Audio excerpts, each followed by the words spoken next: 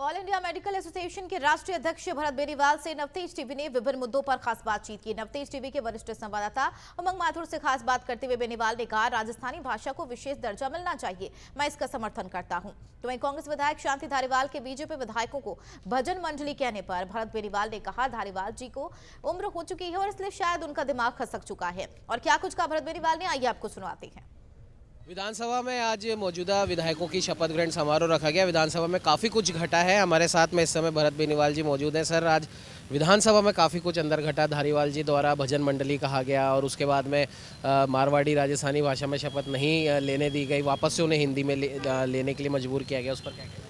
जी देखिए, भाषा तो जब छत्तीसगढ़ में वहाँ की भाषा के अकॉर्डिंग जो पहले भी उन्होंने शपथ ली है वहाँ के सीएम ने, बघेल साहब ने, और जो अलग अलग भाषाओं में कई जगह पे ली गई है पहले भी शपथ, तो ये तो कोई बड़ा कारण नहीं होना चाहिए। और हमारी लोक भाषा है राजस्थानी, और उस भाषा को तो हम तो जो है भाषा का दर्जा दिलवाने के लिए भी प्रयास कर रहे हैं कि भाई उसको भी राजभाषा में लिया जाए। तो उसके लिए एक अच्छी पहल भी मैं ये मानता हूँ, और बहुत अच्छा काम किया है जिन लोगों ने भाषा में, राजस्थानी भाषा में शपथ लिया है। क्योंकि हम जो लोक संस्कृति को ही अगर आगे नहीं रखेंगे तो कैसे काम चलेगा। दूसरा जो है, धारीवाल जी जो कह रहे हैं भजन मंडली, तो क्या है, धारीवाल जी से भी हम जब भी, वो तो क्या है, पहले मर्दों का प्रदेश भी बना चुके हैं। बलात्कार के जब भी कांड हुए तो वो बड़ी बड़ी बातें करते आए कि भाई बोले तो मर्दों का प्रदेश है, यहाँ तो ऐसे ही बलात्कार होता है। उनका कहने का मतलब यही था।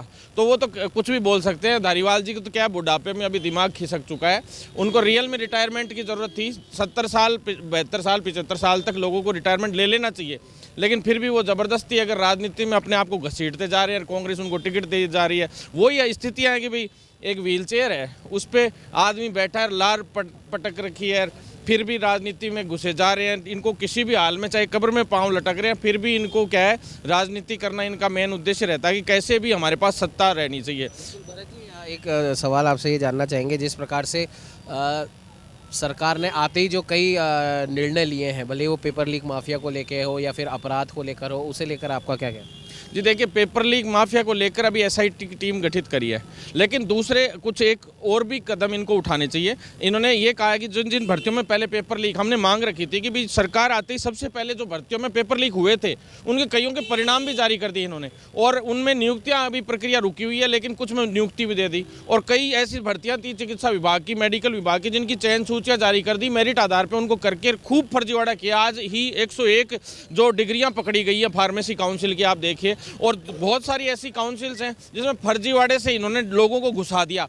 फर्जी डिग्रियां लाए, 80 मेरिट आधार पे भर्तियां कर दी, 90% से ऊपर की डिग्रियां बनवा लाए, और फिर उनकी मेरिट हाई बन गई और उनका चयन हो गया। ऐसे बहुत से लोग थे। तो साफ सुथरा सा काम था कि ये लिखित परीक्षा से सारी भर्तियों को कराते, मेडिकल विभाग की हो चाहे किसी भी विभाग की हो, तो पारदर्शिता रहती, जिसमें योग्यता होती उसमें परीक्षा दे के वो बच्चा योग्य आगे आ जाता। ये फर्जी डिग्री वालों का तो नंबर नहीं आता, वो फिर भी इसमें फॉर्म ही नहीं भरते। तो फर्जी डिग्रियां बनवाने का, चाहे फर्जी अनुभव प्रमाण पत्र बनवाने का, इस तरह की भी कई चीज़ें थी, उनमें भी सुधार होना चाहिए। साथ में जो है सीबीआई जांच उन मामलों की भी होनी चाहिए, समीक्षा होनी चाहिए जिन भर्तियों में फर्जीवाड़े हुए, और उनमें अगर हुआ है फर्जीवाड़ा तो उन भर्तियों की परीक्षा रद्द करके और वापस से परीक्षाएं भी होनी चाहिए। ऐसा भी कई भर्तियों में है।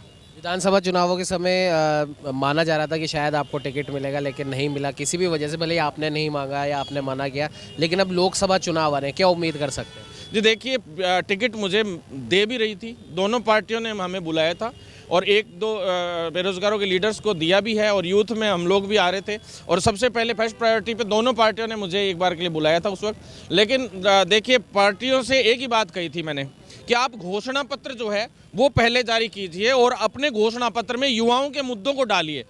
इन्होंने, दोनों पार्टियों ने ही 3 दिन 4 दिन पहले घोषणा पत्र जारी किए, चुनाव से 3-4 दिन पहले। अगर ये उस वक्त घोषणा पत्र जारी कर देते और हम उस पार्टी के अकॉर्डिंग कि भाई कौन हमारी मांग मान रहा है, क्योंकि कांग्रेस ने तो क्या पेपर लीक और फर्जीवाड़े का काम किया ही था, तो हम लोग उस वक्त उनके साथ गए नहीं, जाना ही उचित नहीं समझा। कोई और दूसरी पार्टी भी अगर घोषणा पत्र उस वक्त जारी कर देती तो शायद हम लोग उनके साथ जाते। और लोकसभा चुनाव 100% में लड़ूंगा, चाहे निर्दलीय लड़ना पड़े तो भी लड़ेंगे, और जो भी पार्टी हमें आगे रिकमेंड करती है, किसी को लगता है कि ये फेस उचित है, राजस्थान लेवल के हम लोग युवाओं को लीड भी करते हैं, और हम भी चाहते हैं कि भाई युवाओं की की सत्ता में भागीदारी हो, जिससे विधानसभा हो चाहे संसद हो, उस तक जब तक ये मुद्दे नहीं उठेंगे। सड़कों पे हमने खूब लड़ाई लड़ी, लेकिन पेपर लीक को हम नहीं रोक पाए। क्यों? क्योंकि सत्ता में बैठे ही ऐसे लोग थे, ज़्यादातर 70-80% लोग ही फर्जी बैठे थे, वो खुद ही बैठ के भी राजनीतिक संरक्षण में पेपर लीक करवाते थे। तो ऐसे में हम लोग चाहते हैं कि हम खुद सत्ता में आएँ और इन सब सिस्टमों को खुद अपनी कलम से सुधारें। ये तो हमारे साथ भरत बेनीवाल जी, इनका साफ तौर पर कहना है कि अगर इनको टिकट मिलता है किसी भी पार्टी की तरफ से तो पहले तो ये उस पर ध्यान देंगे कि उनके घोषणा पत्र में क्या है, क्योंकि युवाओं के लिए एक लंबा संघर्ष इनका रहा है, तो युवाओं की बात ही उठाना इनका एकमात्र मकसद है। और अगर मान लीजिए किसी पार्टी से टिकट नहीं मिलता है तो ये निर्दलीय लड़ेंगे और युवाओं की आवाज़ लगातार उठाते रहेंगे और सबसे कड़ा प्रहार जो करेंगे वो पेपर लीक माफिया पर करेंगे। सहयोगी कैमरामैन अजय के साथ उमंग माथुर, नवतेज टीवी, जयपुर।